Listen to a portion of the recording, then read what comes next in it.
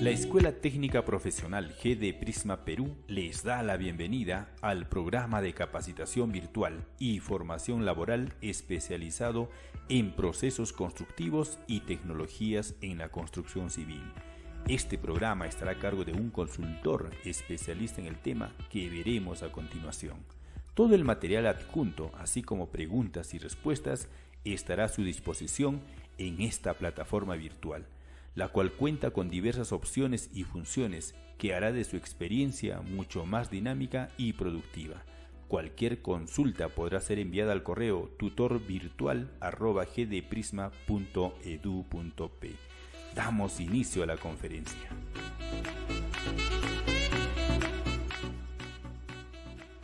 Bienvenidos a la Escuela Técnica Profesional GD Prisma Perú, para lo cual tenemos en esta ocasión un conversatorio acerca de los errores en la construcción, en donde contamos con la presencia del ingeniero Víctor Raúl Calle Vélez, que es ingeniero civil de profesión, con una amplia experiencia en obras de edificación. Damos pase al ingeniero. Agradecido, Caleb, por la invitación y a GD Prisma Ingenieros para poder compartir un poquito los conocimientos adquiridos en obra, en ejecución de proyectos, en edificaciones y, ¿por qué no?, aprender a tu lado y a lo lado de las preguntas que nos hacen a lo largo. Tengo entendido que esto es un conjunto de preguntas que vamos a responder no solo en esta sesión, y en las posteriores sesiones, por lo cual voy a tener que dar pase a que me hagas las preguntas correspondientes. Muchas gracias, ingeniero, por acompañarnos en esta sesión. Vamos a ver las preguntas de errores comunes que nos hacen en la construcción. La primera pregunta, que siempre es muy frecuente en las personas cuando quieren construir una vivienda, y muchas veces no recurren a los profesionales que están formados en la construcción, y es por eso que nos preguntan, y lo formulamos de esta manera, que es necesario consultar con profesionales de la construcción. Bueno, la respuesta, a pesar de ser obvia, sí, es muy necesario consultar con los profesionales en la construcción. Si bien tenemos en la construcción varios profesionales que inciden hablemos de una construcción de una vivienda, no está de más relatar, un ingeniero, un arquitecto, un especialista en instalaciones y un maestro de obra. En lo que nos permita un presupuesto inherente a la obra y la calidad que tengamos, es importante consultar con un especialista, cada uno de los cuales tiene una función principal en la construcción de esa vivienda. Y por más que se pueda decir que es por etapas, como se va a ver en las posteriores inquietudes que tengan o en cualquier obra de construcción, es necesario contar con todos ellos en conjunto para que el producto sea de calidad, que es lo que buscamos como clientes, como dueños de una construcción, de una vivienda, que es un proyecto principal en nuestras vidas. ¿Es necesario consultar? Pues sí, es muy necesario. Desde el anteproyecto, desde el proyecto, en la construcción del proyecto, postproyecto, existen etapas en donde todos los profesionales inciden principalmente. Muy bien, ingeniero, muchas gracias por la respuesta, y dando realce, siempre es muy necesario consultar a algún profesional que tenga relación en la construcción, porque es muy importante y va a depender también de la calidad de la obra y también del tiempo de vida útil que le vamos a dar. Pasando a la siguiente pregunta que tenemos, como nos dan en las redes, y muchas veces en obra, y las consultas que nos hacen, lo más frecuente, ¿cuáles son los errores más comunes en la construcción de una vivienda? Una pregunta extensa para este conversatorio, pero yo me imagino que con las posteriores preguntas que vamos a tener, vamos a tener que profundizar esta pregunta, ¿Cuáles son los errores más comunes que tengamos en una construcción?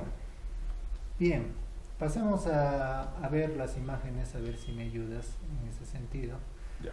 En esta primera imagen podemos ver que no se respeta, y esto es muy común sobre todo en nuestra ciudad, en nuestra región, visitamos cualquier vivienda que no haya llegado a los acabados, y eso es muy común, no nos alcanza el presupuesto, simplemente cerramos el cascote comúnmente llamado, o solo hacemos la preconstrucción que nos permita encerrarnos en 4 paredes. Es muy común ver que la primera flecha que tenemos a ese lado nos da la característica de una cangrejera, que es una cangrejera, una abertura en un elemento estructural, tal es en este caso en una intersección de una columna con una viga, como se puede ver en la imagen, esa cangrejera debilita la capacidad más importante de una columna, que es su capacidad portante, su aporte estructural. Una columna, al ser un elemento vertical, nos lo imaginamos por su resistencia. Usted puede imaginarse también en un ejemplo común. Ponga en vertical una columna, un fideo. Todos conocemos un fideo. Ponga en vertical un fideo. Póngale una carga. Se va a pandear mientras el fideo sea más delgado, pero si este fideo es mucho más ancho en lo que se refiere a la sección que se tenga, va a resistir mayores las cargas que ustedes le pongan, porque una columna lógicamente va a soportar cargas verticales. Al elaborar nosotros, o un maestro de obra, una cangrejera, no permite que toda la sección de la columna trabaje como debe trabajar, y eso incide a que esta columna no sea de todo el ancho que tiene, sino simplemente de la mitad de la columna está trabajando. La otra mitad, a causa de esa falla, simplemente está de adorno, como un elemento arquitectónico. Vayamos a la segunda flecha que se tiene en esta imagen. Ahí se ve que para poder elevar el acero, garantizar el recubrimiento en esa viga, o qué sé yo, por un error, o por tapar un agujero antes del techo, se ha puesto coberturas de ladrillo, de pequeños trozos. ¿Qué hace esto? La viga que vemos ahí está compuesta por 2 elementos, llamado el concreto armado, el concreto y el acero. El acero es muy importante para propiedades de flexión, de pandeo, como quieran verlo, y el concreto son propiedades resistentes. El ladrillo no es un componente del concreto armado. Ahora bien, en este caso, en esta imagen, el ladrillo está supliendo un espacio que debería estar ocupado por el concreto. El ladrillo tiene una menor resistencia. Hablando de un ladrillo bien elaborado, en el mejor de los casos, un ladrillo portante, ofrece una resistencia máxima de 140 kilogramos por centímetro cuadrado, lo cual es un poco más de la mitad de lo mínimo que debería tener un elemento estructural, que es 210. Entonces le estamos restando tanto adherencia fija, porque una estructura debe ser monolítica, debe ser un solo elemento, y a la vez resistencia, que es lo que nos interesa que nos aporte. Eso quiere decir que esta viga, su sección, al igual que la columna, trabaja en menor. Entonces, por gusto se está invirtiendo en toda esa, no solo afecta a ese sector, sino afecta toda la base de la viga. En todo caso, como en la columna, afecta todo lo de la columna. Y al cometer esos errores, que obviamente con el acabado se disimulan, estamos invirtiendo incluso dinero en vano. A ver, pasamos al siguiente fotografía que nos mandan, ¿no? Para ver el error. Vamos a la siguiente, creo. Discontinuidad en viguetas.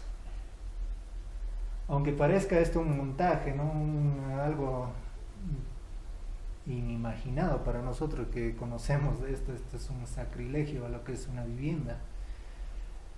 La continuidad que debe tener un elemento estructural es la base por la cual se diseña, ¿no? Como ingenieros estructurales nosotros diseñamos una viga, una vigueta, una columna, cualquier elemento estructural como un elemento sólido, como si fueras uno. En este caso no ocurre eso. ¿Qué va a pasar? La vigueta de sección más crítica que se encuentra a este lado, en realidad, vamos a tener que está volando, que mágicamente esa vigueta está volando. Y un elemento estructural aporta resistencia a la edificación. En este caso, este elemento estructural no aporta nada, al contrario, dificulta, da una carga más. Me imagino que la viga principal que la está soportando está pidiendo auxilio. Del otro lado no se puede visualizar, ¿no? Esto es un sacrilegio, lo vuelvo a repetir, un error garrafal. De milagro está parada esta estructura, si es que está parada hasta el día de hoy, ¿no? Y bueno, no se nota muy bien en la imagen, pero también se puede observar el tecnopor está cumpliendo una función de aligerar. Por eso se le llama techo aligerado. Tanto el tecnoporo como el ladrillo entre las viguetas cumplen la función de aligerar el peso de la losa, es decir, que pese menos. En este caso, al no tener continuidad, además de aligerar la losa, nos está dando un filtro, una permeabilidad que no debería brindarnos el concreto. ¿Qué va a ocurrir eso? Cuando se derramen líquidos en la parte superior de la losa, va a filtrar por ese entonces, y uno se pregunta, ¿por qué humedece mi techo a veces, no? U otro en nuestra zona, ¿por qué se siente tan frío? ¿Por qué no diseñamos viviendas térmicas? No tenemos el lujo de darnos una calefacción, tal vez, pero si tomamos conciencia de los pequeños detalles, es decir, de no darles paso al intercambio térmico que se da, o a que pase el frío en términos más comunes, vamos a tener construcciones más eficientes. Siguiente, por favor, a ver qué más nos envían. Increíble. Este error, si bien ustedes, los allegados a esta rama de construcción, tanto maestros de obra, ingenieros o arquitectos, estamos en las redes sociales comunes a ver inventos arquitectónicos que se dan los maestros, o incluso esto puede pasar con un técnico, ¿no? Al diseñar un plano estructural o un plano arquitectónico, bueno, hablando de nuestro ramo, un plano estructural, nos enfocamos tanto a las vigas, columnas y losas que las escaleras o las obras de arte que tiene una edificación, bueno, decimos que tiene que tener un espacio y ya, ponerlo ahí, ¿no? Entonces, en este caso, al ser un plano, una hoja de papel en 2 dimensiones, donde tú visualizas desde arriba cómo se proyecta, ¿no?, tu edificación, vas a ver que tu grada, como en muchos casos pasa, sí cabe en un espacio, pero un arquitecto es en realidad el que te va a dar la correcta circulación que tiene que tener para el ingreso y salida, y se eviten estos errores, que no aparezca una puerta, un muro, un vano donde pueda pasar. ¿Qué va a hacer esa persona? Ahora, puede darse que no haya sido en el plano arquitectónico. Al confiarlo a un maestro, se debe tener proyectada desde un inicio la grada.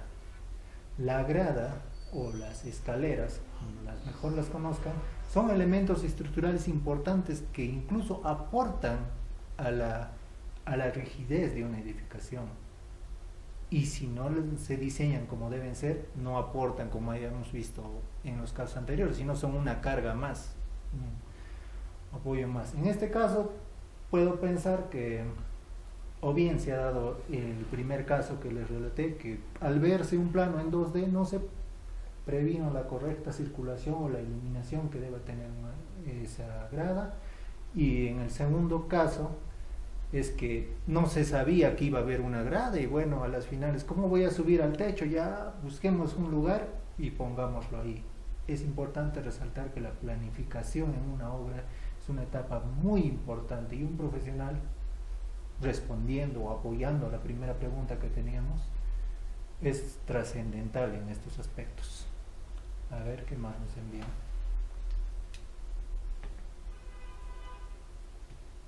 creo que la imagen lo han puesto al revés, a no ser que la gravedad nos engañe, ¿no? Una columna de mayor sección sobre una columna que, bueno, que en este caso está soportando.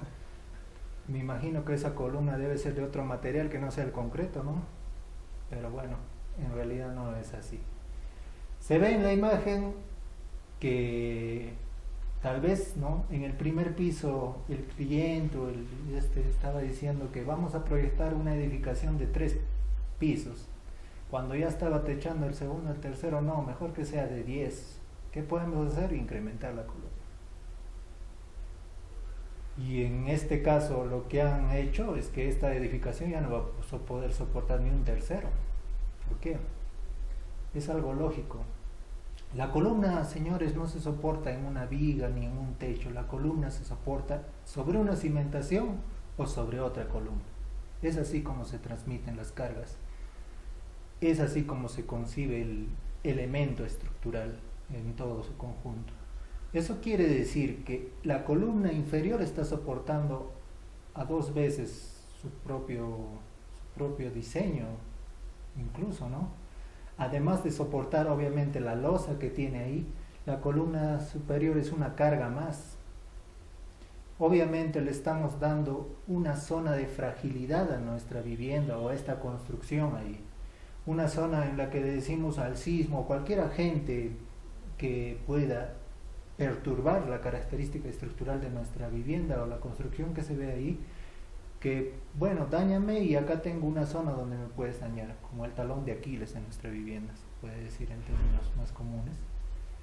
Esto, señora, no se puede dar. No podemos permitir como ingenieros, como maestros de obra o como dueños, como clientes, que esto se pueda dar en cualquier edificación. ¿Por qué? Porque se le da una zona de fragilidad. Sobrecargamos un elemento que a simple vista no está en un diseño que pueda compararse con ese peso. Y bueno, es a simple vista un error muy claro. Bueno, pasamos con el siguiente, ya muchos errores, y vamos a ver otro acá que tenemos, en albañilería confinada. La albañilería confinada es muy usual, ¿no?, en nuestro país. Más del 70% de construcciones se da en este tipo de concepción estructural, ¿no?, donde primero se hacen los muros y luego las columnas, lo cual no sucede en las construcciones aporticadas. Pero ¿qué vemos acá? A simple vista yo veo que las columnas tienen superpoderes, ¿no?, sobrevuelan. Han nacido de la nada, han nacido de la losa simplemente. Hay una columna incluso al costado lateral donde en un solo piso nace y termina. Y simplemente eso es desafiar las leyes de la física, desafiar incluso nuestra seguridad, desafiar nuestra vida. Cualquiera que habite, ¿no?, en el primero, el segundo, incluso en el tercer piso, cualquiera que se acerque o se asome en esta edificación, un sismo produciría el derrumbe total de esta edificación. ¿Por qué? Porque el muro, que es la esencia, el corazón estructural de las construcciones de albañilería, se apoya en la rigidez y en el confinamiento de los elementos que lo bordean, que son las vigas y las columnas en este caso. El muro se está apoyando en nada, en el aire. Si bien, en este caso, por ingeniero, ¿por qué no se cae? ¿Por qué? Porque la losa está sobreesforzada. La losa está soportando todos esos pisos. Y es una zona muy frágil, toda la primera planta. Cualquier corte, por mínimo que sea, incluso una vibración por un vehículo de carga ancha que pase, podría ocasionar el colapso de esta edificación. Hay métodos en los cuales uno puede hacer nacer una columneta, que no es una columna en sí, un elemento que pueda brindar rigidez desde un segundo o tercer nivel. Hay métodos, pero esos son excepciones. Puede ser para apoyar un vano que es una puerta o una ventana, por cuestiones arquitectónicas, pero son excepciones. Es decir, se puede dar una o dos en un piso, no en esta cantidad, en esta magnitud, donde se compromete elementos estructurales. Bueno, pasemos a ver si hay otra. Bueno, estas son las imágenes que nos han enviado, que es muy frecuente, ¿no?, estos errores, porque se ve cada día, se ve en cualquier construcción, obviamente que no tiene asesoría, ¿no? Bueno, vamos a seguir con las preguntas. Una pregunta también muy frecuente, muy aparte, ¿no?, del método constructivo, muy aparte de cómo se construye y cuáles son los criterios estructurales, es antes de la construcción, ¿no? ¿Cuál sería la consecuencia de construir una vivienda sin licencia? Bueno, en la experiencia que se tiene, ¿no?, al ir a algunas construcciones de viviendas, muy pocas en nuestra región se tiene una licencia de construcción, se tramita una licencia de construcción, principalmente porque evitan un gasto, según ellos, según los clientes. Señores, en este caso no se evita un gasto, se trae más gastos con esto. Una licencia trae consigo penalidades si es que se llega, ¿no?, a descubrir que se está haciendo sin un permiso adecuado, que obviamente las municipalidades, la SUNAFIL o todos los organismos encargados están supervisando constantemente. Una licencia te permite con toda claridad tener un planeamiento. ¿Por qué? Si obviamente no tienes una licencia de construcción, estás empezando un proyecto en el sigilo, ocultándote de lo que es en realidad, ¿no?, un proyecto de construcción. Eso quiere decir que no vas a sacar todos tus materiales a la vista de todo el público con el peligro de que te denuncien o de que te impongan la multa. Vas a tener muy poco espacio de trabajo. Lo que tendrías con una licencia es obviamente un planeamiento adecuado que te permite al ingeniero o al maestro de obra establecer un lugar adecuado para guardar los materiales de la construcción, para poder planear su circulación y a la vez tener un concepto muy importante que es la seguridad de un otro. Además, la licencia, además de permitirte todos esos frutos, te da una garantía posterior. ¿Por qué? Porque obviamente tú tienes un presupuesto cuando quieres hacer una vivienda, tienes un presupuesto fijado, ¿no? Y consultas con un maestro de obra que te dice que te va a cobrar tanto y lo va a hacer en tanto tiempo. Te parece adecuado y inicias la construcción y por sugerencia del maestro no sacas la licencia ni nada. Continúan con la construcción y normalmente, como sucede, es que no se cumplen los plazos establecidos, el dinero que te había dicho, que te había presupuestado no alcanza y las obras no terminan por construirse. En cambio, con una licencia, al estar esto en los documentos inherentes a la municipalidad, ellos supervisan también y te ponen plazos. ¿Por cuánto tiempo se te da la licencia? ¿Unos 3 meses? ¿O cuánto tiempo vas a terminar de construir? Te exigen documentos, que son los planos, el expediente que vas a realizar y posteriormente el tiempo y el costo que te va a demandar. Y esto compromete también a los ejecutores, al profesional, a cumplirte en los plazos adecuados con los requerimientos que tú has deseado como cliente y la garantía necesaria. Una licencia te brinda también eso. Wow, muy importante la respuesta y también cómo es la licencia, ¿no? Para qué sirve y bueno, ya sabemos qué beneficios nos trae la licencia de construcción y sabemos que es muy importante, ¿no?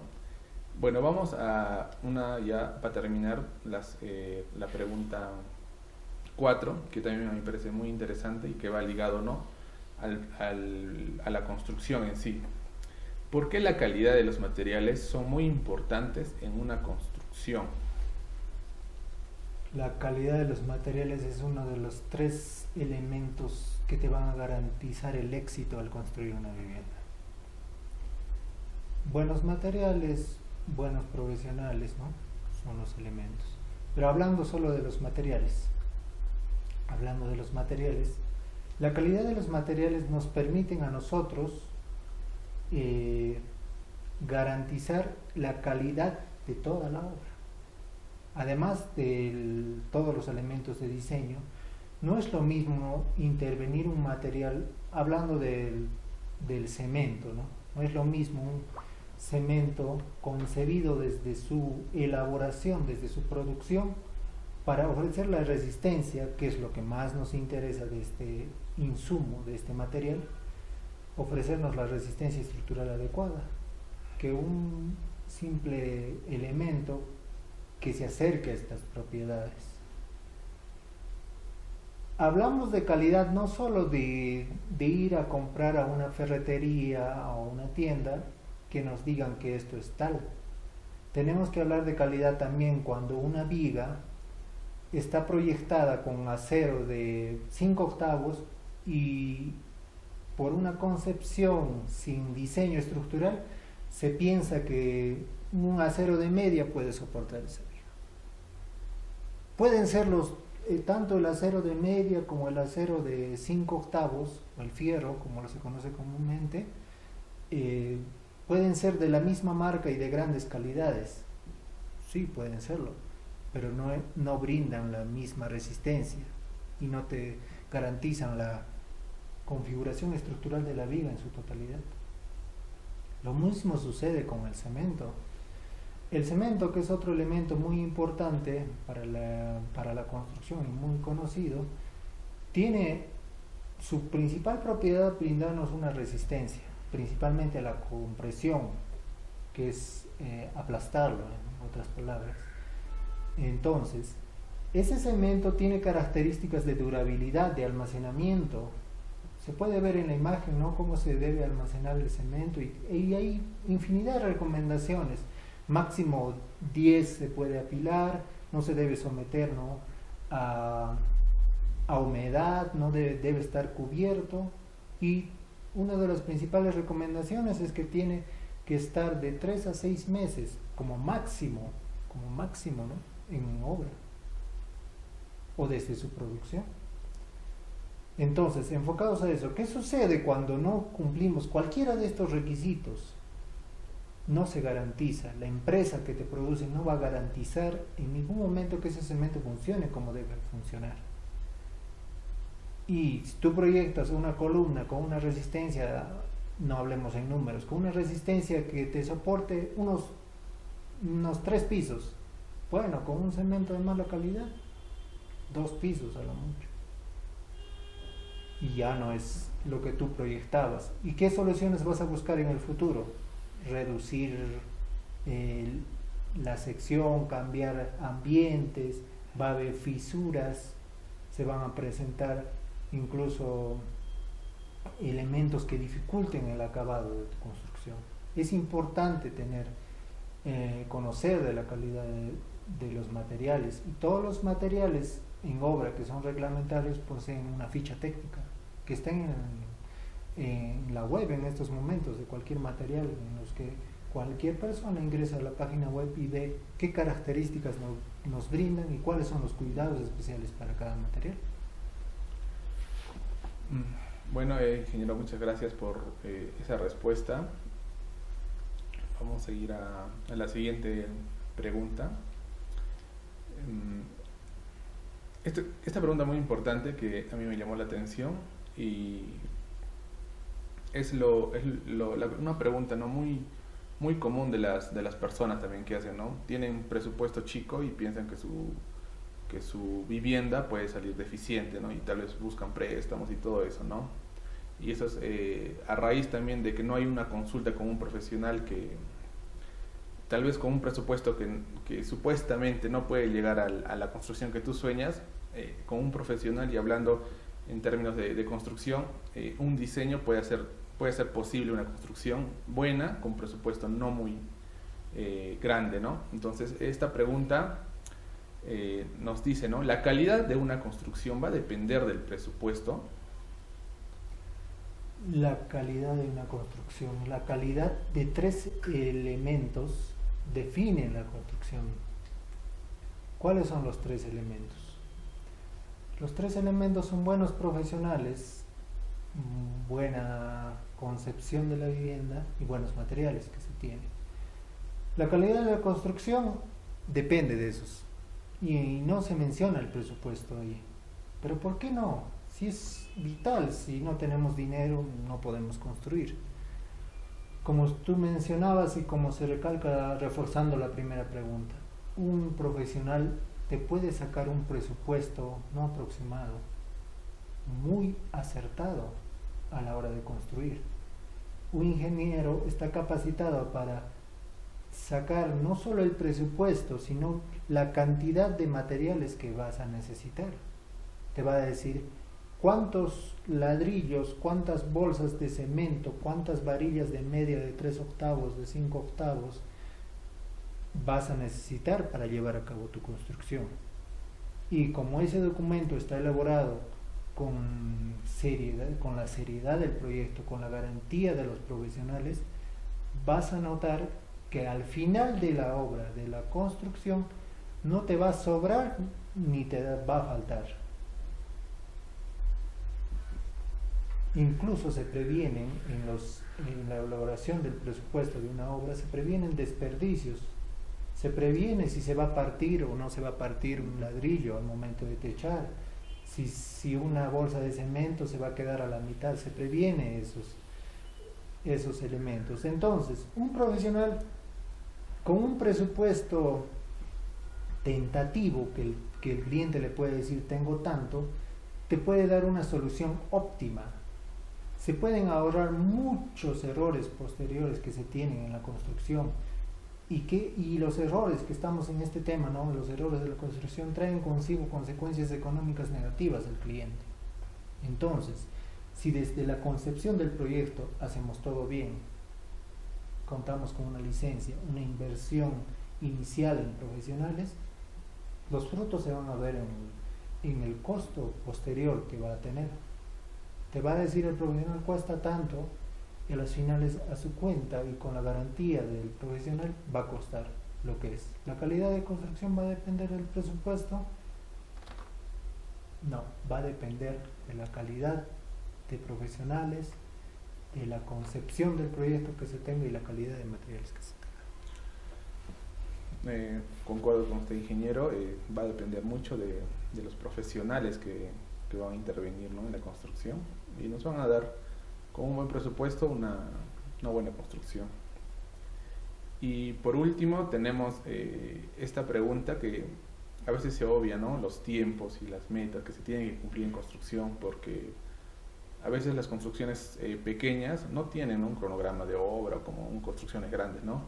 Pero es importante esto y por esto viene la pregunta, ¿no? ¿Es importante cumplir con los tiempos y metas en una construcción? Bueno, la respuesta es obvia, ¿no? Sí es muy importante cumplir con los tiempos y metas en una construcción. Si vemos errores en tiempos y metas de construcción, es porque no se ha tenido una correcta concepción del proyecto en el inicio. En la imagen que se ha proyectado en estos momentos se puede ver un diagrama que te permite ver los tiempos de acuerdo a las actividades que va a darse en una construcción. Lo que comúnmente conocemos nosotros como un cronograma, un diagrama, ¿no? Gantt, simple, que nos va a decir cuánto tiempo dura y qué es trascendental para cumplir la meta total o las metas, metas principales que va a tener un proyecto. Y también metas secundarias que no son trascendentales en la construcción.